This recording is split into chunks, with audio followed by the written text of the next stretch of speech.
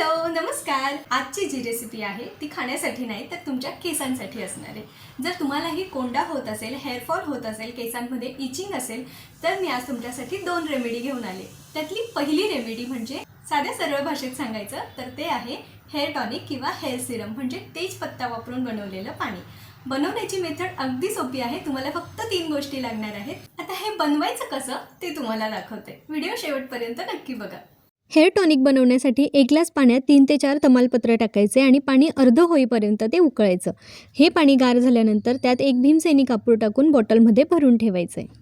आता काय करायचं आपल्याला आपल्या केसातला गुंता आधी व्यवस्थित काढून घ्यायचा आहे। कधी पण कुठलीही रेमेडी तुम्ही केसांसाठी करत असाल तर सगळ्यात आधी केसांमधला गुंता काढून घ्यायचा, ज्याच्याने काय होतं की आपण जे काही प्रॉडक्ट लावणार आहोत ते प्रॉडक्ट अगदी छान केसात बसतं आणि पुन्हा आपण ज्या वेळेला केस धुतो त्यावेळेला ते प्रॉडक्ट आपल्या केसातून व्यवस्थित निघतं, अजून जास्त गुंता होऊन आपले केस तुटत नाही।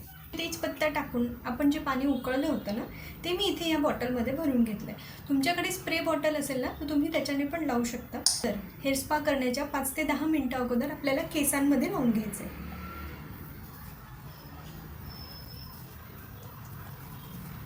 तुमच्याकडे स्प्रे बॉटल असेल तर तुम्ही त्याच्याने पण लावू शकता। मी इथे बॉटलनेच सरळ लावून घेते आणि नंतर मी हाताने छानपैकी मसाज करून घेणार आहे। केसाच्या मुळाशी छान लावून घ्यायचं आहे।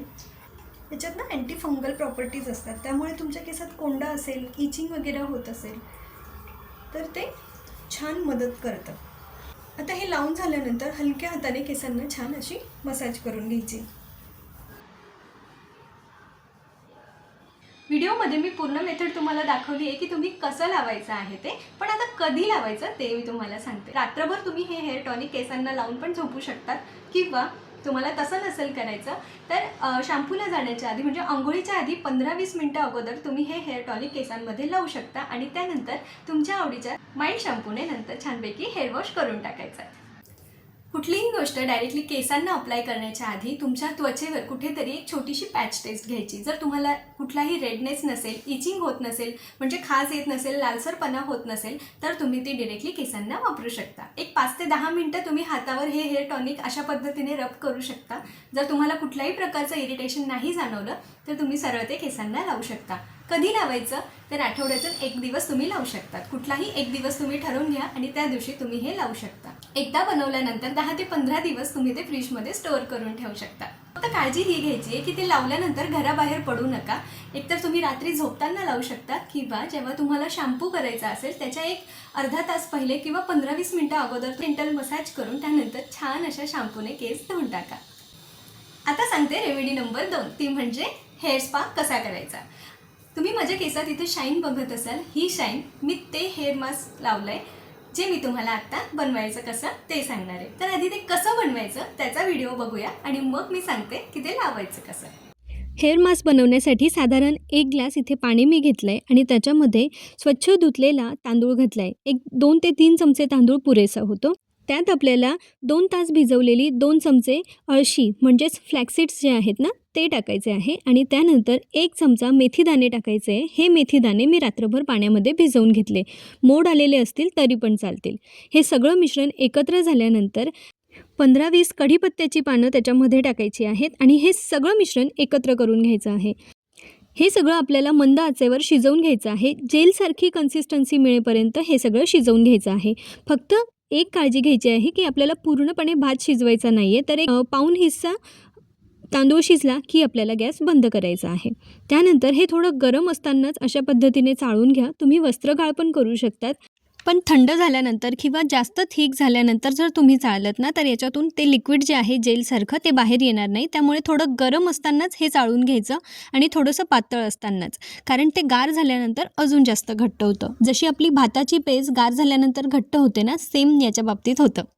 आता इथे तुम्हाला हे जे दिसतंय हे थोडं पातळ दिसतंय, पण थोड्या वेळाने ते घट्ट होणार आहे। आता घेतलाय 1 ते 2 चमचे कोरफडीचा गर म्हणजेच ॲलोवेराचा गर। तुम्हाला ॲलोवेरा जेल वापरायचं असेल तरी पण तुम्ही इथे वापरू शकता। आता हा गर जो आहे ना तो बऱ्यापैकी स्लिपरी आणि चिकट असतो, तो मी त्याला चमच्याने इथे व्यवस्थित मॅश करून घेतलाय। त्यासोबतच इथे ग्लिसरीन टाकलंय। ग्लिसरीन आपल्याला अगदी 4-5 थेंब म्हणजे साधारण पाव चमचा ग्लिसरीन इथे पुरेसं होतं। ग्लिसरीनमुळे केसांना आणि स्काल्पला मॉइश्चराईज राहण्यास मदत मिळते. ॲलोवेरामुळे केस छान सॉफ्ट आणि शायनी होतात आणि व्हिटॅमिन ईमुळे ऑक्सिडेटिव्ह डॅमेजपासून केसांचं संरक्षण होतं. त्यानंतर व्हिटॅमिन ईचे बरेच फायदे आहेत. केसांना नॅचरल शाईन येते आणि केस कोरडे आणि फ्रिझी दिसत नाही. तर इथे 2 व्हिटॅमिन ईच्या कॅप्सूल मी इथे टाकून घेतल्या आहे आणि आता हे सगळं मिश्रण आपल्याला चमच्याने छान असं मिक्स करून घ्यायचं आहे. त्यानंतर आपण जे तांदळाचं पाणी बनवलं होतं मगाशी, त्याचे 3 चमचे मी इथे घेतलं आहे. हे उरलेलं पाणी तुम्ही ॲज इट इज फ्रीजमध्ये ठेवू शकता. 10 ते 15 दिवस ते आरामात जातं. किंवा ॲलोवेरा जेल, व्हिटॅमिन ई आणि ग्लिसरीन यांची क्वांटिटी वाढवून तुम्ही हे संपूर्ण मिश्रण एकाच वेळी तयार करून बॉटलमध्ये भरून ठेवू शकता. तेजपानवालं पाणी लावून आता 5 ते 10 मिनटं झाली. त्या मधल्या वेळेत मी काय केलं तर अशा पद्धतीने एक नॅपकिन मी गरम पाण्यामध्ये इथे बुडवून ठेवलं. आता आपल्याला काय करायचं आहे, आपण हेअर स्पासाठी जे क्रीम बनवलं होतं ना ते आपल्याला केसांना लावून घ्यायचं आहे छानपैकी आणि त्याच्यानंतर हा टॉवेल आपल्याला केसांना गुंडाळून घ्यायचा आहे. मेक शुअर की हे पाणी थोडं गरम असेल, म्हणजे तुमचं ज्या वेळेला पूर्ण मसाज करून होईल त्यावेळेला हा गरम टॉवेल तुम्हाला केसांना गुंडाळून घ्यायचा आहे. इथे हे आपलं क्रीम आहे जे आपण रेडी केलंय. तुम्ही ब्रश पण वापरू शकता, मी इथे हातांनीच लावून घेणार आहे. तुम्ही याची कन्सिस्टन्सी बघू शकता. ते फ्लॅक्सीड्स आणि ॲलोवेरा जेलमुळे ना ते अगदी छान क्रीमी टेक्स्चर त्याला आलेलं आहे. तर असे छोटे छोटे सेक्शन केसांचे करून ते व्यवस्थित केसांना लावून घ्यायचे. तर ह्या पद्धतीने ना प्रत्येक रूट टिपला आपल्याला ते क्रीम लावून घ्यायचंय.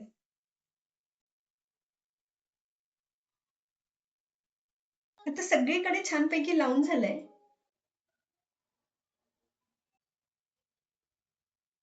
मगाशी आपण हा टॉवेल गरम पाण्यामध्ये भिजवून ठेवला होता. त्याला पूर्णपणे त्यातलं पाणी काढून नाही टाकायचंय. याची जी स्टीम आहे ना ती स्टीम आपल्याला केसांना द्यायची. त्याच्यामुळे अशा प्रकारे हा नॅपकिन मी केस बांधून घेतलेत मागे.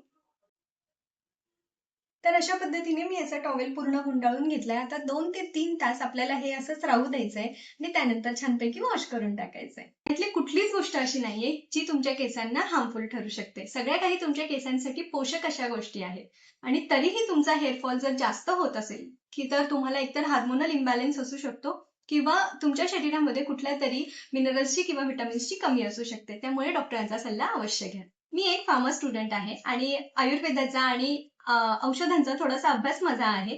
तर माझ्या अभ्यासावरून मी काही गोष्टी तुम्हाला सांगते. ते म्हणजे आपल्या शरीरामध्ये कोंडा होण्याचे प्रमुख काही कारणं असतात. जसं की प्रत्येकालाच माहिती असेल आपल्या शरीरामध्ये 3 प्रकारचे दोष असतात, वात, पित्त आणि कफ. त्यातला कफ हा प्रकार जो आहे ना, हा दोष जो आहे तो जेव्हा वाढतो त्यावेळेला आपल्या शरीरामध्ये कोंडा येतो. आता काही जणांचं असं असतं की त्यांना वर्षभर कोंड्याची समस्या असते आणि काही जणांचं असं असतं की त्यांना फक्त हिवाळ्यामध्ये ड्राय स्किन असल्यामुळे कोंडा होतो. आता कोंडा होण्याची प्रमुख कारणं कशामुळे असतात? तर ज्यावेळेला आपल्या शरीरामध्ये एखादी गोष्ट वाढते, एक्सेस प्रमाणामध्ये वाढते, त्यावेळेला आपलं शरीर स्वतःला डिटॉक्स करण्यासाठी कुठल्या ना कुठल्या मार्गाने ती गोष्ट जी आहे ती शरीराच्या बाहेर फेकण्याचं काम करते.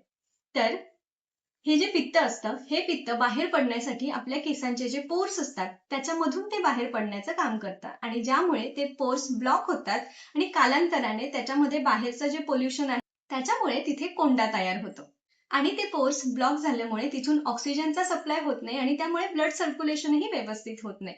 तर कोंडा होण्याचे प्रमुख काही कारणं असतात ते म्हणजे हार्मोनल इम्बॅलन्स, तुमच्या शरीरामध्ये निर्माण झालेला एखादा दोष, पोल्युशन किंवा पर्सनल हायजीनची कमी. ह्या सगळ्या गोष्टी जर तुम्ही व्यवस्थित पाळल्या तर तुमच्या केसात कोंडा होण्यापासून तुम्ही वाचू शकता. तुम्ही इथे बघू शकता मी कुठल्याही प्रकारचं स्ट्रेटनिंग वगैरे केसांना केलेलं नाहीये. माझे केस तसे स्ट्रेट नाहीये, थोडेसे वेव्ही आहेत आणि तरीही माझ्या केसांना खूप छान शाईन आलीये. कॅमेरा खरं तर जस्टिस करत नाहीये ही शाईन दाखवण्यासाठी. छान शायनी केस झालेत आणि आयुर्वेदिक गोष्टींचा इफेक्ट लगेच वापरल्यानंतर दिसत नाही. हळूहळू जेव्हा तुम्ही त्या गोष्टींची सवय करता, तुमच्या लाईफस्टाईलचा भाग बनवता, त्यावेळेला तुम्हाला फरक नक्कीच जाणवायला लागतो.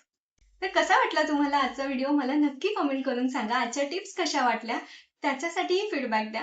मला अजून काही समस्या असतील केसांशी रिलेटेड तर त्याबद्दल तुम्हाला प्रश्न विचारायचे असतील तर तुम्ही नक्कीच विचारू शकता. येत्या काही एपिसोड्समध्ये मी हेअर शॅम्पू कसा बनवायचा आणि केसांच्या वाढीसाठीचं हेअर ऑइल कसं बनवायचं यासाठी व्हिडिओ बनवणार आहे. त्यासाठी चॅनलला सबस्क्राईब करून ठेवा. व्हिडिओ आवडला असेल तर लाईक, शेअर, कमेंट करायला विसरू नका आणि चॅनल आवडलं असेल तर सबस्क्राईब करायला विसरू नका. पुन्हा भेटूया. तोपर्यंत स्वतःची आणि आपल्या प्रियजनांची काळजी घ्या. आयुष्य खूप सुंदर आहे. मस्तपैकी जगत राहा. पुन्हा भेटूया. धन्यवाद. बाय.